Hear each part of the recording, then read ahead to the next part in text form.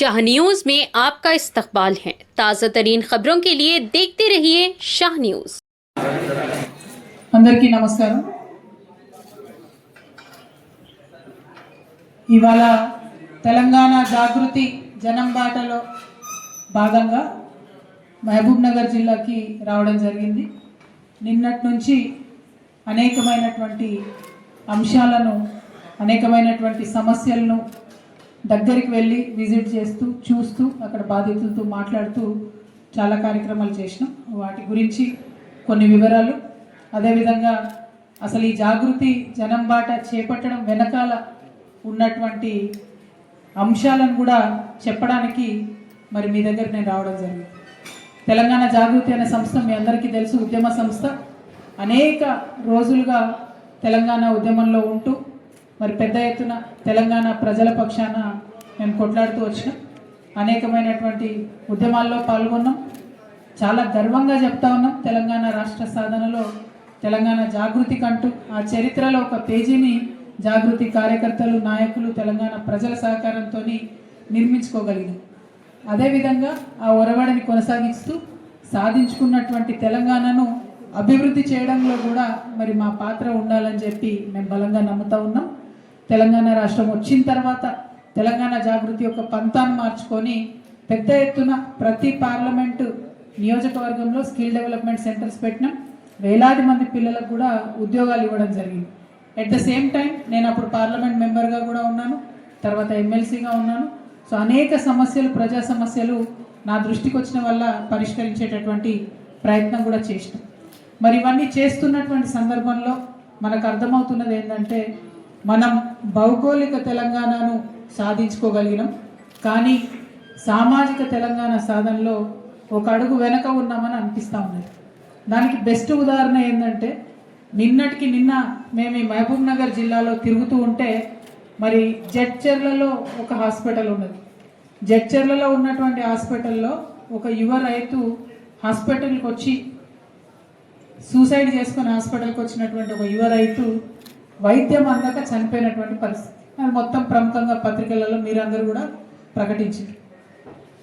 అంటే ఇవాళ డబ్బు లేనటువంటి వారికి మనం ఎంతో ఆశతో తెచ్చుకున్నటువంటి ఈ రాష్ట్రంలో, ఎంతో ఆకాంక్షలతో తెచ్చుకున్నటువంటి ఈ రాష్ట్రంలో కనీసం వైద్యం అందించలేనటువంటి పరిస్థితిలో తెలంగాణ రాష్ట్రంలో ఉన్నాం।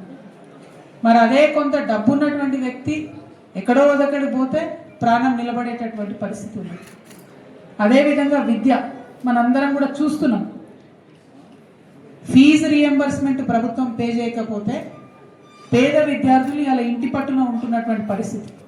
మీరు ఏ మండల కేంద్రంలో అడగండి, ఏ గ్రామంలో అడగండి, ప్రైవేట్ కాలేజీలు, స్కూళ్ళు అందరూ కూడా చేతులెత్తేసింది। ఈ 30వ తారీఖుకి మేము మొత్తం బందే పెడతామని చెప్తున్నారు। అంటే లక్షలాది మంది విద్యార్థులు ఎవరైతే ప్రభుత్వం యొక్క సహాయం మీద ఆధారపడి ఉన్నారో వాళ్ళందరూ కూడా ఇవాళ విద్యకు దూరం అయ్యేటటువంటి పరిస్థితి। మరి అదే డబ్బున్నటువంటి పిల్లలైతే అమెరికా దాకా పంపించి వాళ్ళని చదివించుకునేటటువంటి పరిస్థితి। తెచ్చుకున్న తెలంగాణ ఎందుకోసం? అందరం బాగుండాలి, అందరికీ అవకాశాలు రావాలి, అందరికీ సమృద్ధి ఉండాలి, అందరికీ అభివృద్ధిలో వాటా రావాలి, అందరికీ అధికారంలో వాటా రావాలి అనేటటువంటి నినాదాలతోని మనం తెచ్చుకున్నాం। దానికోసం ప్రయత్నం చేద్దామని తెలంగాణ జాగృతి జనం బాట పేరుతోని ఇవాళ ప్రజల ముందుకు వచ్చినాం। ఈ పాలమూరు జిల్లాలో నిన్న మేము అప్పంపల్లి గ్రామానికి పోయినాం। 1948లో భూమి కోసం, భుక్తి కోసం, విముక్తి కోసం అని చెప్పి ఆనాటి రాచరికపు పరిపాలనకు వ్యతిరేకంగా పోరాటం చేసినటువంటి అమరవీరుల స్తూపాన్ని నేను నిన్న దర్శించుకున్నాను। ఆ ఉద్యమం కూడా సక్సెస్ అయింది। తెలంగాణలో భూమి కోసం, భుక్తి కోసం చేసిన ఉద్యమం సక్సెస్ అయింది, తద్వారా రాచరికం పోయింది, మనం భారతదేశంలో విలీనం కూడా అయిపోయింది। ఫ్రెంచ్ రెవల్యూషన్, స్వేచ్ఛ, స్వాతంత్రం, సౌభ్రాతృత్వం సక్సెస్ అయినటువంటి తెలంగాణ ఉద్యమం, నీళ్లు, నిధులు, నియామకాలు, విజయ తీరాన్ని ముద్దాడినటువంటి ఉద్యమం। అదే కోవలో మరి ఇందాక నేను చెప్పినటువంటి అనేక అసమానతలు, వీటిని తొలగించుకోవడం కోసం ఖచ్చితంగా అవకాశం,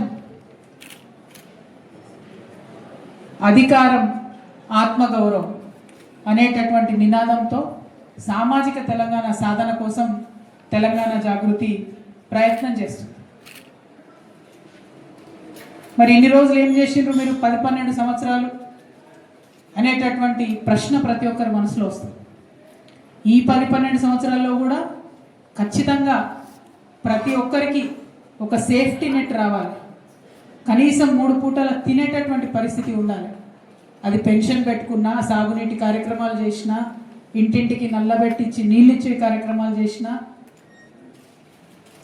కేసీఆర్ కిట్ ఇచ్చిన, ప్రసవాలు హాస్పిటల్లో జరగాలనే ప్రయత్నం చేసినా ఎంతో కొంత మంచి చేసుకోగలిగాం. కానీ చేయాల్సింది ఇంకా మిగిలే ఉంది. పరిపాలన మారి 2 సంవత్సరాలైంది. 100 పడకలున్న జడ్చర్ల హాస్పిటల్ 50 పడకలు అయిపోయింది. నేను ముఖ్యమంత్రి రేవంత్ రెడ్డి గారి స్పీచ్ విన్నా జడ్చర్లలో ఎలక్షన్లలో. హాస్పిటల్లో జనరేటర్ పనిచేస్తలేదు, లక్ష్మారెడ్డి గారిని హాస్పిటల్లో కట్టేస్తే కానీ కరెంట్ రాదన్నారు. మరి అలా ముఖ్యమంత్రి గారిని ఎక్కడ కట్టేయాలి? 100 పడకల హాస్పిటల్ 50 పడకలు ఎట్లయితుంది? హాస్పిటల్ ఎట్లా జరుగుతుందండి? అంటే పెట్టుకున్నటువంటి హాస్పిటళ్లను నడపలేని పరిస్థితి. ఇవాళ గురుకులాల పరిస్థితి ఎట్లా ఉంది? నిన్న రామారెడ్డిగూడెంలో ఒక ఆడపిల్ల ఆత్మహత్య చేసుకుంటే ఇప్పటి వరకు కనీసం దానికి కారణం వెతకలేనటువంటి పరిస్థితి. పెట్టిన గురుకులాలు మెయింటైన్ చేయలేము, ఉన్న హాస్పిటల్ మెయింటైన్ చేయలేము. అసమానతలు పెరుగుతూనే ఉంటాయి. చచ్చేటోడు సస్తనే ఉంటాడు, చదువాపేసేటోడు చదువాపేస్తూనే ఉంటాడు. మరి ఇది కాదా కారణం? దీనికి పరిష్కారం వెతుక్కోవద్దా?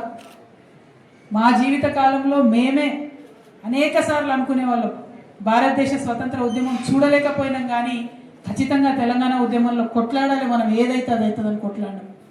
కొన్ని సందర్భాల్లో మీ ప్రాణాలు పోయే ప్రమాదం ఉందని చెప్తే కూడా లెక్క చేయకుండా అనేక మంది ఉద్యమకారులు, నేను ఒక్కదాన్ని కాదు,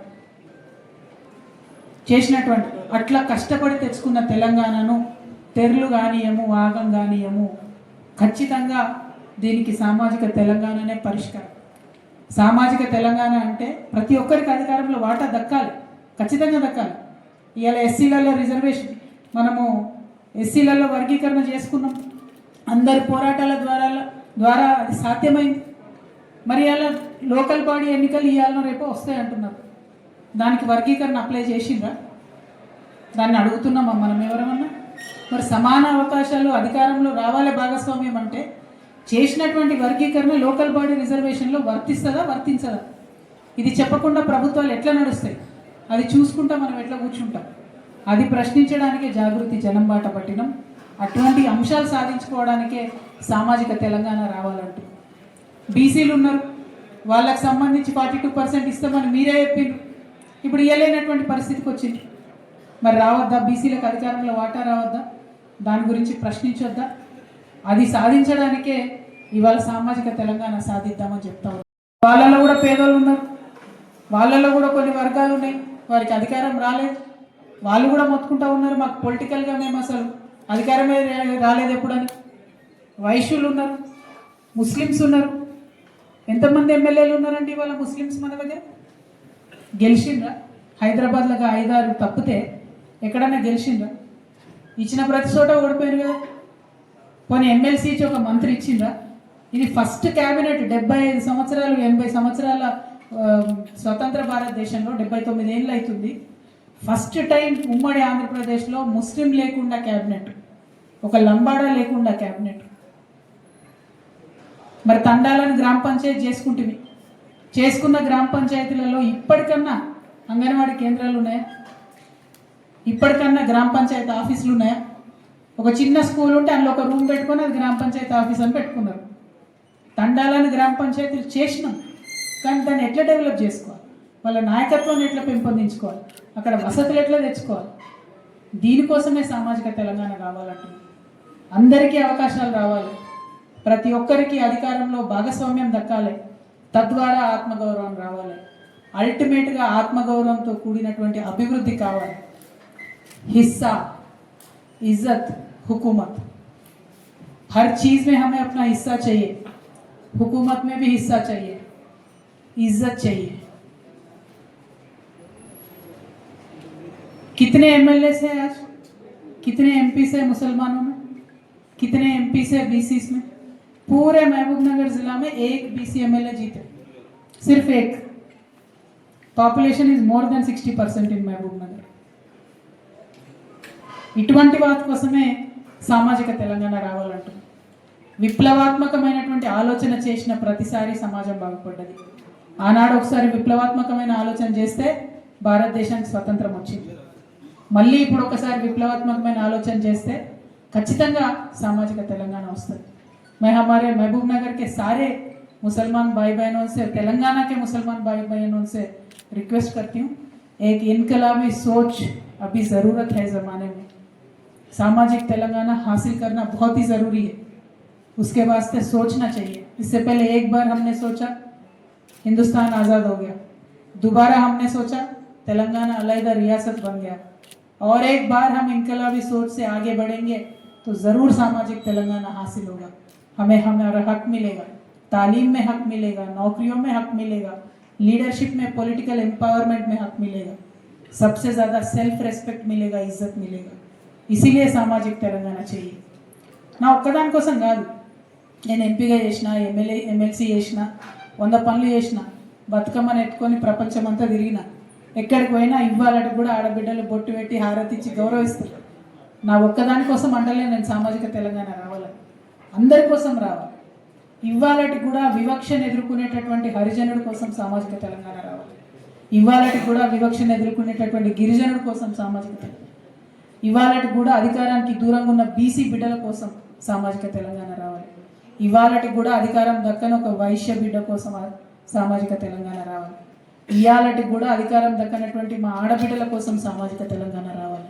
అన్నిటికన్నా ఎక్కువ ఏ పొలిటికల్ బ్యాక్గ్రౌండ్ లేకుండా కేవలం ఆలోచనల ఇంధనంగా పనిచేసేటటువంటి యువ మిత్రులకు పొలిటికల్ ఎంపవర్మెంట్ రావాలంటే సామాజిక తెలంగాణ రావాలి.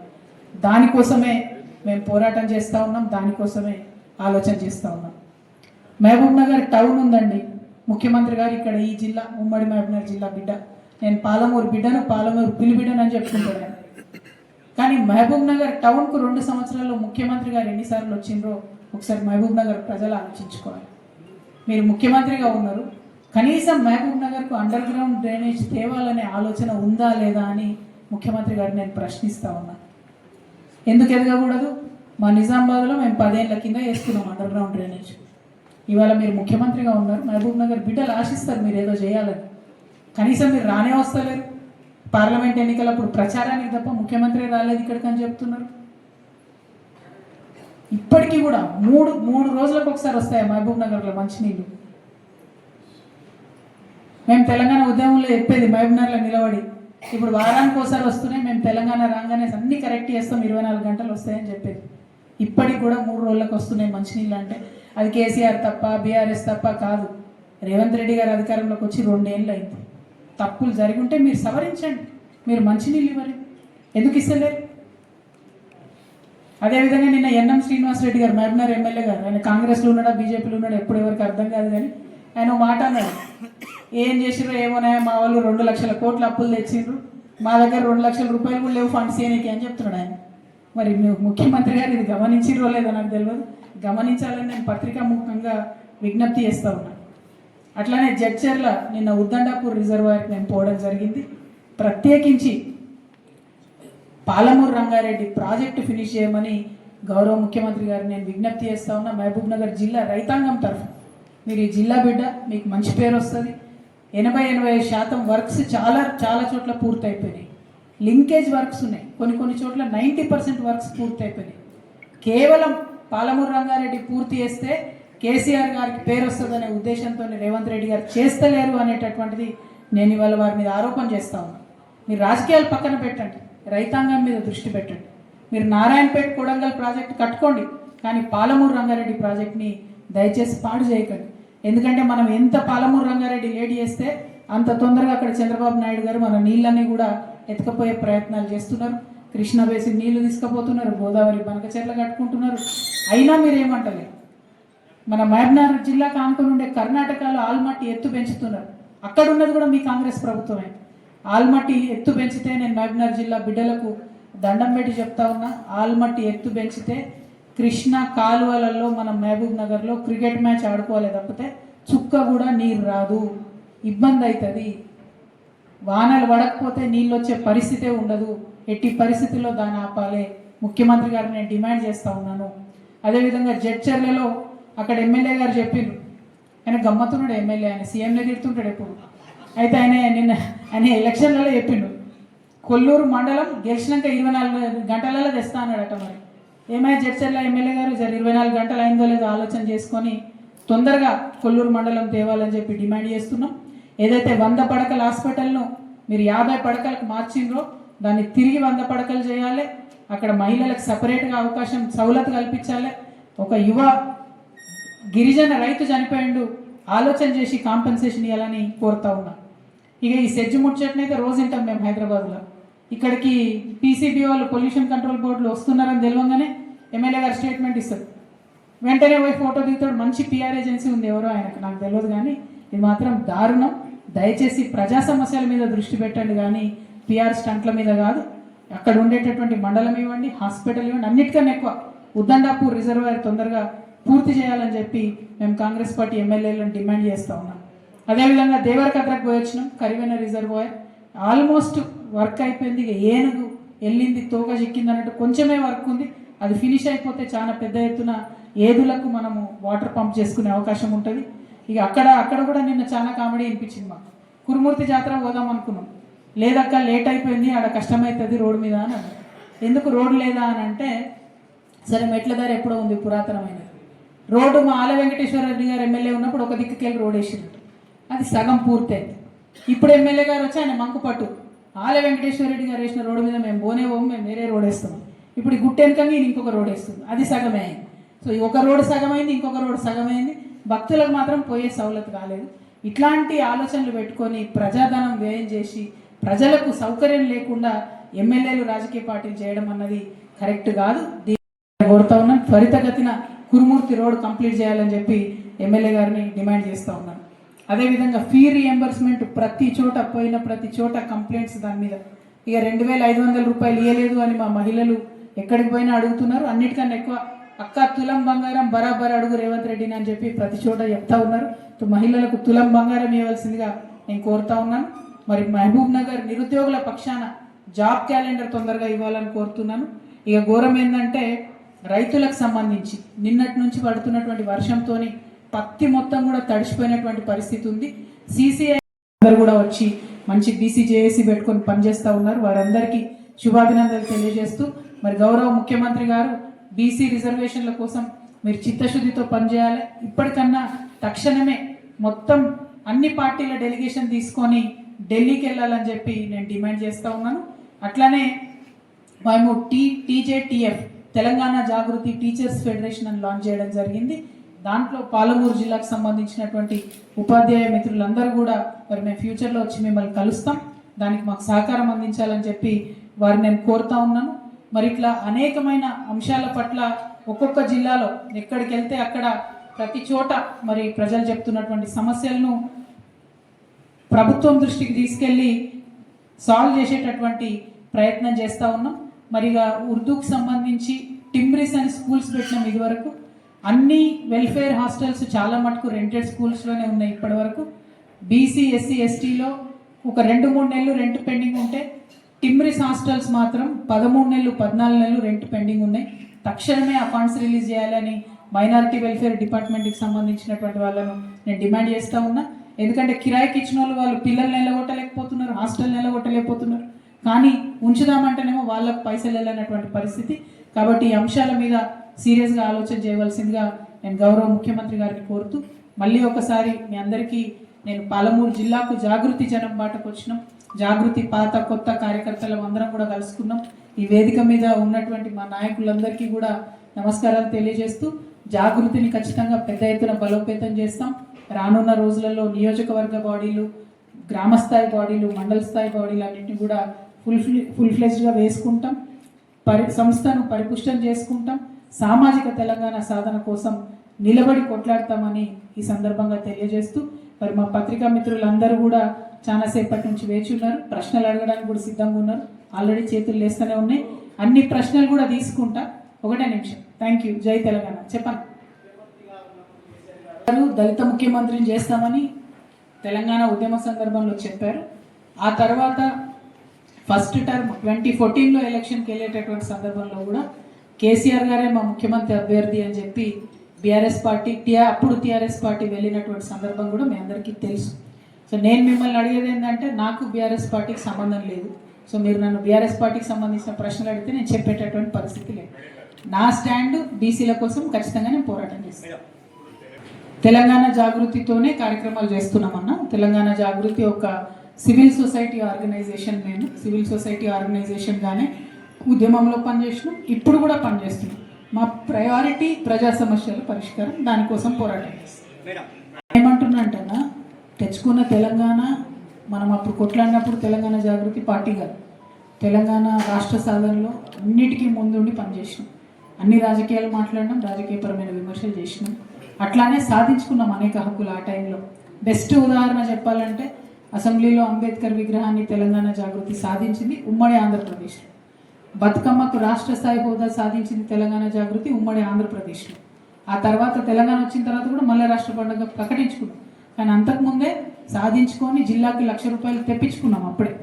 సో ఒక వాయిస్, ఒక సివిల్ సొసైటీ ఆర్గనైజేషన్ చిత్తశుద్ధితో పనిచేస్తే ఎన్ని విజయాలు సాధించుకోవచ్చు అనడానికి మా తెలంగాణ జాగృతి ఉదాహరణ. సో రేపటి నాడు సామాజిక తెలంగాణ సాధించాలంటే కూడా మేము ప్రజల్లోకి వెళ్తున్నాం, ప్రజల మధ్యలోకి వెళ్తాం. ఏమవుతుందో ఫ్యూచర్ చూసుకుంటాం. ఇదే అసలైన తల్లి. గవర్నమెంట్లు మారినప్పుడల్లా తల్లులు మారరు. అది రేవంత్ రెడ్డి గారు ఏంటంటే ఆయన తెలంగాణ ఉద్యమంలో లేడు కాబట్టి వారు ఏం చేసిరంటే గెజెట్ లేదు అనేటటువంటి చిన్న సాంకేతిక పరమైన అంశాన్ని పట్టుకొని ఆయన కొత్త తెలంగాణ తల్లి రూపొందించుకున్నాం. అంటే తల్లులు మార్చుకుంటూ పోతే చాలా విచిత్రంగా ఉంటుంది ప్రపంచంలో. సో మేము మాత్రం పాత తెలంగాణ తల్లిని వాడుతాం. ఎంబీసీలకు సంబంధించి తెలంగాణ జాగృతిలో మేము సపరేట్ శాఖ పెట్టినామన్న. ఎంబీసీలు డిఎన్టీలు అంటే డీనోటిఫైడ్ ట్రైబ్స్ ప్లస్ సంచార జాతులు. తెలంగాణ జాగృతిలో ఒక వైస్ ప్రెసిడెంట్గా ఒక సంచార జాతికి సంబంధించిన మా కోల శ్రీనివాస్ అన్నను కూడా మేము రాష్ట్ర ఉపాధ్యక్షుడిగా ఇచ్చుకున్నాం. బీసీ ఎంబీసీ రెండు సపరేట్గా ఎట్లయితే తమిళనాడులో రిజర్వేషన్స్ ఇచ్చారో ఆ తరహాలో ఇవ్వాలని నేను మొదటి నుంచి నమ్ముతున్నాను. ఈ విషయాన్ని కేసీఆర్ గారిని ఒప్పించి ఆగస్టు 15, 2016లోనే నేను గోల్కొండ నుండి స్టేట్మెంట్ ఇప్పించాను. ఎంబీసీలకు సపరేట్ కార్పొరేషన్ పెట్టించడానికి కూడా ఆనాడు కలిసినటువంటి మిత్రులతో నా స్టాండ్ తీసుకుంది. సో ఎంబీసీ కులాల స్వశక్తీకరణ కోసం పనిచేయడం తెలంగాణ జాగృతి యొక్క ప్రాథమిక లక్ష్యాల్లో ఒకటి. मुल्क के आज़ाद होने के बाद 75 साल के बाद thank you. Political power is a master key, there is no doubt. But political power not only to Kalvakuntla Kavita, political power to every BC, every SC, every ST, every woman, every youth of Telangana. That should be the agenda. అది build చేయాలి అని అంటే దానికి చాలా ground work చేయాలి. ఆ ground వర్క్లో భాగంగా అన్ని ఆయా వర్గాల నుంచి నాయకులను డెవలప్ చేసుకోవాలి. నేను మహిళా బిల్లు కోసం కొట్లాడినటువంటి వ్యక్తి. కొట్లాడిన తర్వాత ఊరుకోలేను. లీడర్ అనే ఒక కార్యక్రమాన్ని రూపొందించి ప్రతి నియోజకవర్గంలో కూడా దాని ద్వారా మహిళలను చైతన్యం చేసుకొని ముందుకు తీసుకెళ్తాం. సో అసలంటూ లీడర్స్ డెవలప్ చేయకుండా మనం కనేటటువంటి సామాజిక తెలంగాణ సాధ్యం అనేది కష్టం. దానికోసమే ఇన్ని యాత్రలు చేస్తూ ఉన్నాం. ప్రతి చోట ప్రతి వర్గానికి సంబంధించినటువంటి నాయకులను ఎంకరేజ్ చేస్తాం, వాళ్ళని పైకి తీసుకొస్తాం. అవసరం సమయం సందర్భం వచ్చినప్పుడు కాలం నిర్ణయించినప్పుడు नेक्स्ट स्टेप తీసుకుంటాం. बोलिए सब बस दोनों का मिला के बोले. वक्फ बोर्ड बिल पार्लियामेंट में पास हुआ ना, तब भी हम बहुत अगेंस्ट करे उसको. हम बोले मजहबी मामलों में गवर्नमेंट को दखलंदाजी नहीं देना चाहिए. तो सारे चीज़ों पे हमारा बहुत क्लियर स्टैंड है.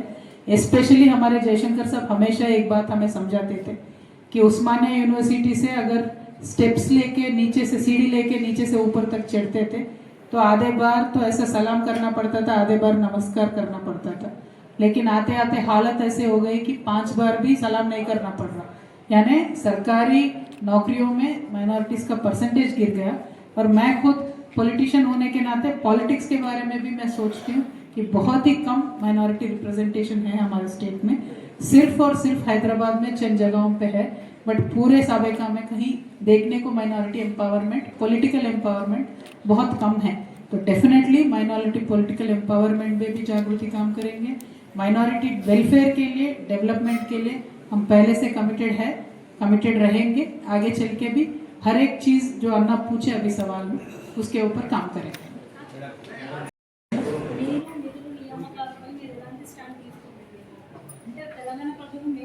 కవిత ఫస్ట్ నుంచి ఇండిపెండెంట్ ఉన్నది, ఇప్పుడు కూడా ఇండిపెండెంటే ఉన్నది. నా వెనక ఎవరు లేరు, నా ముందు మాత్రం ప్రజలు ఉన్నారు. ఖచ్చితంగా ప్రజలతో కలిసి నడుస్తుంది. సో ఇది ఎవ్వరు ఏ రాష్ట్రంలో కొత్తగా ఒక శక్తి ముందుకు వచ్చిన సందర్భంలో విమర్శలు ఇట్లనే ఉంటాయి. కాంగ్రెస్ వాళ్ళేమో నువ్వు బీజేపీ బీ టీం అంటారు, బీజేపీ వాళ్ళేమో నువ్వు కాంగ్రెస్ బీ టీం అంటారు, ఇక బీఆర్ఎస్ వాళ్ళు ఏమేమంటారో మీరు వింటున్నారు. కాబట్టి నేను అనేది ఏంటంటే కొత్తగా ఒక వ్యక్తి వచ్చి ప్రశ్నించడం మొదలుపెట్టినప్పుడు ఖచ్చితంగా ఇటువంటి అనుమానాలు ఉంటాయి, అవమానాలు ఉంటాయి. వాటన్నిటినీ దాటుకుంటాం, ప్రజల దగ్గరికి పోతాం, వారికి ఎక్స్ప్లెయిన్ చేస్తాం. ఇప్పుడు నేను ఎన్నిసార్లు చెప్పినా కూడా ప్రజలకు నమ్మకం కుదరాలని లేదు. అది కేవలం నా నడత వల్లనే తెలుస్తుంది, నా స్టాండ్ వల్లనే తెలుస్తుంది. టైం పడుతుంది దానికి. సో నేను మాత్రం ఇదే విధంగా ప్రజల ముందుకెళ్తాను, ప్రతి జిల్లాలో కూడా వెళ్తాను, తిరుగుతాను. నీళ్లు నిధులు నియామకాల్లో నీళ్లు ముఖ్యమంత్రి గారు ఘోరంగా నెగ్లెక్ట్ చేస్తున్నారు. పాలమూరు రంగారెడ్డి లాంటి ప్రాజెక్టులు పూర్తి చేయడం అన్నది వారి చారిత్రక బాధ్యత అవుతుంది. వాటిని విస్మరిస్తే మహబూబ్ నగర్ జిల్లా ప్రజలు ఎన్నటికీ కూడా ముఖ్యమంత్రి గారిని క్షమించారు. నియామకాల విషయంలో చాలా అన్యాయం జరిగింది. మొన్న గ్రూప్ 1లో కూడా ప్రెసిడెన్షియల్ ఆర్డర్ తుంగలోకి దొక్కి 8 మంది మన ప్రాంతానికి సంబంధం లేనటువంటి వాళ్ళకు కూడా ఉద్యోగాలు ఇవ్వడం జరిగింది. నేను దాని మీద కూడా చీఫ్ జస్టిస్ ఆఫ్ ఇండియా గారికి సుమోటోగా తీసుకోండి అని లేఖ రాసిన, అది నిన్ననే చేరినట్టుగా తెలిసింది నాకు. వారు ఏం నిర్ణయం తీసుకుంటారో వెయిట్ చేస్తూ ఉన్నాం. నిధులకు సంబంధించి చాలా దుర్వినియోగం జరుగుతుంది కాంగ్రెస్ ప్రభుత్వంలో. ఒక పక్క కేసీఆర్ గారు మొత్తం ఖజానా ఖాళీ చేశారు, నేను వచ్చేదో సక్కదిద్దుతా అని చెప్పినటువంటి ముఖ్యమంత్రి గారు ఇప్పటి వరకు దాదాపుగా 2.5 లక్షల కోట్ల డబ్బులు అప్పు తీసుకొచ్చిండ్రు.